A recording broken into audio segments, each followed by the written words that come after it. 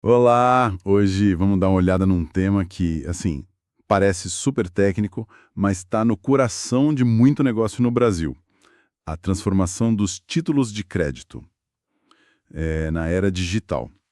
Sabe, cheque, duplicata, nota promissória, a gente sempre pensa naquele papelzinho, né? Algo físico.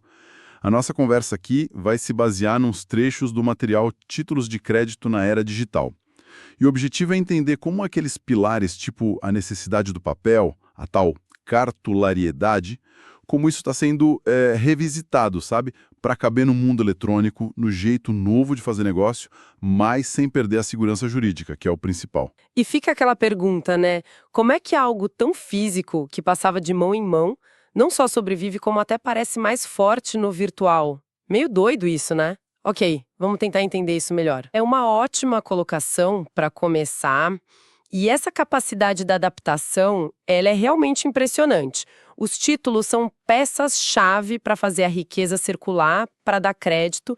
E mesmo com tanta tecnologia nova, eles continuam aí firmes e fortes no comércio. O legal é ver como eles se adaptam. Para entender essa adaptação, então, a gente precisa ir lá na base, nos fundamentos. Quais são os princípios que fazem o título de crédito funcionar de verdade, que dão essa força para ele? Você detalha para a gente esses pilares? Claro, vamos lá. São conceitos antigos, mas super atuais. Dá para pensar em três clássicos, os fundamentais mesmo. O primeiro é a cartularidade. Olha, tradicionalmente, a ideia era essa. O direito de receber tá ali, no documento físico, na cártula. Era quase sem papel, sem direito. Tinha que mostrar o original para cobrar. Certo, o papel como se fosse o corpo do direito. Faz sentido historicamente. E o próximo? O segundo, a literalidade. Bem simples. Vale o que está escrito no título. Nem mais nem menos. Valor, vencimento, quem paga, quem recebe. Tem que estar lá, claro. Isso é para evitar dúvida, né? Dar segurança sobre o que está sendo negociado. Nada fora do texto. Entendi. Clareza total. E o terceiro, você disse que talvez seja o mais importante para fazer o título rodar. Exato, a autonomia. Esse aqui é um motor para a coisa circular rápido e com segurança. Significa que as obrigações no título, assim, elas são independentes umas das outras, como regra geral. Cada assinatura ali cria uma obrigação nova, autônoma, e isso tem duas ideias dentro, muito fortes. A primeira é a abstração. Quando o título começa a circular, ele meio que se desconecta do negócio que deu origem a ele.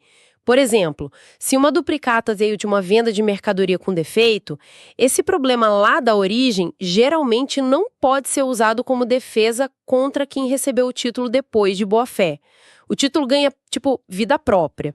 E a segunda, bem ligada a essa, é a inoponibilidade das exceções pessoais a terceiros de boa-fé. O nome assusta um pouco, mas a lógica é: o devedor original não pode usar um problema pessoal que ele tinha com o primeiro credor, tipo aquele defeito da mercadoria ou um acordo por fora, contra o próximo que pegou o título de boa-fé, sem saber de nada. Imagina se pudesse, né? Ninguém ia querer aceitar um título. Total sentido. Essa autonomia que deixa o título passar de mão em mão, sem cada um ter que investigar a vida toda do título. Gera confiança, velocidade. Perfeito. E só para fechar os princípios, os estudiosos falam de mais dois. A independência, que diz que cada assinatura vale por si, se uma é falsa, as outras podem valer. E a tipicidade, que é aquela regra: só é título de crédito o que a lei diz que é. Não dá para inventar um do nada. Ok. Esses princípios juntos criam um mecanismo bem esperto para fazer o crédito girar, né? Com agilidade e segurança. Mas onde que estão as regras escritas disso tudo? Onde a gente acha a lei desses títulos no Brasil? Olha, a gente tem um conjunto de leis que se conversam. A base geral está no Código Civil, o de 2002. Ele traz a teoria geral, os conceitos básicos, sabe? E as regras dele valem sempre que uma lei específica não falar diferente. Aí vem as leis específicas. Para letra de câmbio e nota promissória, a gente usa a Lei Uniforme de Genebra. É um tratado internacional que o Brasil adotou lá nos anos 60 para padronizar. Para o cheque tem lei própria, a Lei do Cheque, de 85. As duplicatas, super comuns, né? Ligadas a compra e venda, serviço, elas têm a Lei das Duplicatas, de 68. E ainda tem a Lei de Protesto, de 97, que organiza como protestar em cartória quando não pagam. O Código Civil fica ali meio que dando a cobertura geral para tudo isso. De arquitetura, base no Código Civil e leis para cada tipo, e foi essa estrutura toda que encarou a tecnologia chegando. Como é que a digitalização bateu de frente com isso? Especialmente com a ideia da cartularidade, do papel ser obrigatório. Exatamente. E é aqui que a coisa fica fascinante. A tecnologia não derrubou os princípios, mas ela forçou uma releitura, sabe? Deu uma estressada no sistema. A cartularidade foi, sem dúvida, a mais desafiada. Pensa bem, como exigir papel quando tudo é em emissão, envio, assinatura está virando digital? Ia ser um freio gigante para modernizar, né? Foi aí que o conceito de desmaterialização ganhou força. O direito teve que achar um jeito de validar esses títulos que já nascem e vivem como registro eletrônico, sem nunca terem sido papel. A pergunta era: como ter a mesma segurança, a mesma função do papel, mas no digital? Jogaram o papel fora. Como funciona essa tal flexibilização da cartularidade? A gente consegue ver isso no dia a dia? O exemplo mais claro e que já está super aceito é a duplicata virtual ou eletrônica. Ela é emitida direto no sistema do computador, muitas vezes junto com a nota fiscal eletrônica, não tem mais aquele bloquinho de papel. A prova de que ela existe são os registros eletrônicos de quem emitiu e muitas vezes a própria nota fiscal eletrônica. Mas aí, peraí. Se não tem o papel original para mostrar na hora de cobrar, como faz? Antigamente, sem o título físico. Essa foi a grande virada. A lei e, mais ainda, a interpretação dos tribunais, especialmente do STJ, o Superior Tribunal de Justiça, lá em Brasília, que uniformiza a interpretação da lei federal, eles consolidaram um entendimento diferente. Para cobrar na justiça uma duplicata virtual, não precisa mais mostrar o original de papel, até porque ele nem existe. O que vale hoje, a cobrança pode ser feita com outros documentos que juntos provam a dívida. Principalmente o instrumento de protesto por indicação, que é quando o cartório protesta só com base nas informações eletrônicas que o credor manda, sem pegar o título físico, e o comprovante de entrega da mercadoria ou do serviço que originou a duplicata. Esses dois juntos passaram a ser o suficiente para entrar com a execução na justiça. Ah, então o protesto por indicação mais o comprovante de entrega fazem o papel, digamos assim, da duplicata física na hora da cobrança. Que interessante. Exatamente. E o curioso é que isso já estava meio que previsto de forma geral lá no Código Civil. Tem um artigo lá, 889, parágrafo 3º, que falava em títulos criados a partir de caracteres lançados em computador ou meio técnico equivalente. Ou seja, a lei já tinha uma anteninha ligada para essa realidade digital. O que aconteceu foi uma adaptação na interpretação para fazer isso funcionar na prática, principalmente para a duplicata. Não que a cartularidade sumiu, mas ela foi relativizada. O registro eletrônico seguro passou a ter a mesma força de prova que o papel tinha. Entendi a lógica. Mas aí vem outra questão. Segurança. Sem papel assinado com caneta, como a gente garante que aquele registro eletrônico é verdadeiro? Que não foi mexido, fraudado? Como dar a mesma segurança jurídica? Essa é a pergunta-chave, né? E a resposta está na tecnologia junto com a lei. As assinaturas eletrônicas são a peça central. No Brasil, a gente tem um sistema oficial forte, a ICP Brasil, que é a Infraestrutura de Chaves Públicas Brasileira. É o padrão do governo para certificado digital.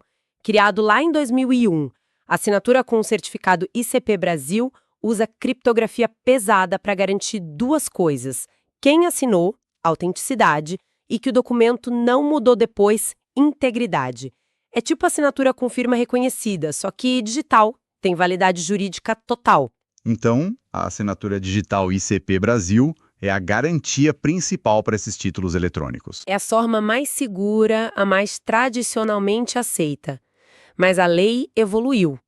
Uma lei recente, a Lei número 14.620 de 2023, por exemplo, veio para deixar ainda mais claro que outros tipos de assinatura eletrônica também podem valer para os títulos de crédito.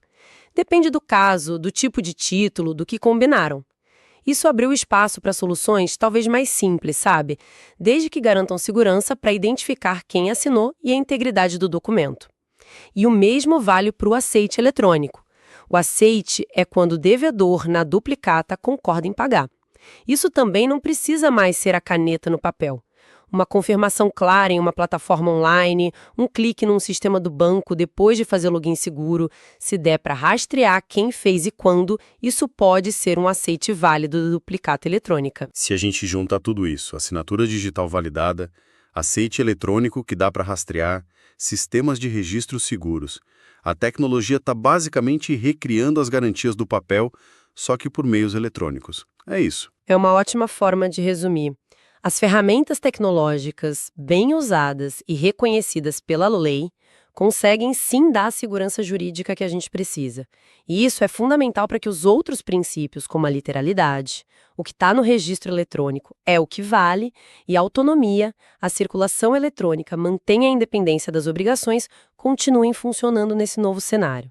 A tecnologia veio para ajudar os princípios a operar de um jeito novo, não para acabar com eles. Certo. Saindo um pouco da teoria, da lei, o que isso tudo mudou na prática mesmo? No dia a dia das empresas, do comércio? Quais os novos costumes que apareceram com essa digitalização? As mudanças são bem claras e o foco é muito em eficiência, agilidade e menos custo. Dá para listar alguns costumes que pegaram mesmo. Primeiro, emissão e envio eletrônico. Hoje, direto, empresa emite duplicata no sistema de gestão, muitas vezes ligada à nota fiscal eletrônica, e manda por e-mail ou põe num portal para o cliente. Adeus impressão, correio, motoboy, a economia de tempo e dinheiro é enorme. Imagino. Menos papelada, menos trâmite físico. Que mais? Segundo, a escrituração eletrônica. Para alguns títulos, especialmente os que são emitidos em monte, tipo debêntures ou certificados de recebíveis, os CRAs, CRIs, eles já nascem e circulam só em formato escritural. Ou seja, nem existe um documento individual, nem eletrônico. Eles são lançamentos numa conta, tipo numa conta de depósito numa instituição autorizada, um banco ou uma central de custódia tipo a B3. A transferência do dono acontece por comando eletrônico nesse sistema centralizado, bem parecido com a ação na bolsa. Isso já é um nível além da duplicata virtual, então. O título vira quase um saldo em conta. Exato, é a desmaterialização mais profunda. Terceiro, protesto de títulos digitais. Os cartórios de protesto tiveram que se modernizar muito. Hoje eles recebem as informações dos títulos, das duplicatas virtuais, principalmente, tudo eletrônico, por centrais de envio de arquivos e fazem o tal protesto por indicação. O que era exceção virou regra para esses títulos. O cartório confia nos dados eletrônicos que o credor manda e protesta com base nisso. E a cobrança na justiça funcionou bem com esses documentos digitais? Funciona perfeitamente. A execução de títulos eletrônicos está totalmente encaixada no processo judicial eletrônico, que já é regra em quase todo lugar no Brasil. O credor entra com a ação e anexa os arquivos digitais. O XML da duplicata, se tiver, o comprovante digital do protesto que veio do cartório, o comprovante de entrega, às vezes é um canhoto de nota digitalizado, um registro do sistema de entrega. Juízes, tribunais, todo mundo já está acostumado a olhar e aceitar essa papelada digital como prova para mandar pagar. Então, pensando em tudo isso, parece que o direito comercial brasileiro, que às vezes a gente acha mais formal, mais lento, mostrou uma flexibilidade incrível aqui, né? Conseguiu absorver uma mudança tecnológica enorme, sem jogar fora a segurança, a função essencial dos títulos de crédito, que é fazer o crédito rodar. Os ganhos de agilidade e de custo parecem claros. Sem dúvida, é um belo exemplo de como o direito pode e deve evoluir junto com a economia e as ferramentas que a gente tem. A essência dos princípios, garantir a circulação segura, a clareza das obrigações foi mantida, mas a forma, o suporte físico, esse foi adaptado de um jeito inteligente. Claro, é um processo contínuo. Novas tecnologias vêm, novas práticas de mercado aparecem e a lei e os tribunais precisam ficar atentos, dinâmicos, para responder a isso. E isso leva a gente para uma última provocação, olhando para frente. Você falou da escrituração eletrônica, onde o título vira um registro num sistema central. Com a validação cada vez maior de registro eletrônico, assinatura eletrônica e o mundo falando tanto de outras tecnologias... Onde isso pode chegar, né? Exato. Qual seria o próximo passo natural? Será que a gente caminha para uma integração ainda maior com tecnologias tipo blockchain, por exemplo? Imagina ter um sistema onde o dono do crédito, todo o histórico dele, ficasse registrado de forma distribuída, talvez até imutável, e isso deixaria a circulação ainda mais transparente e, quem sabe, eliminaria até a necessidade desses sistemas centrais de custódia para alguns títulos. É uma possibilidade fascinante e que já está sendo olhada em alguns cantos, sim. O blockchain, com essa capacidade de criar registros que seguem uma ordem, são transparentes e difíceis de adulterar, tem um potencial teórico gigante para gerenciar ativos digitais, incluindo créditos, poderia, em tese, simplificar ainda mais a transferência, reduzir custo com o intermediário, aumentar a segurança contra fraude, mas, claro, os desafios são enormes também, de regulação, de tecnologia mesmo, escala, privacidade, e precisa criar padrões e confiança nesses sistemas novos. Não é para amanhã, em larga escala, mas com certeza é uma fronteira que está sendo explorada e pode sim redesenhar bastante o jeito como a gente pensa a circulação de valor no futuro. É algo para a gente ficar de olho.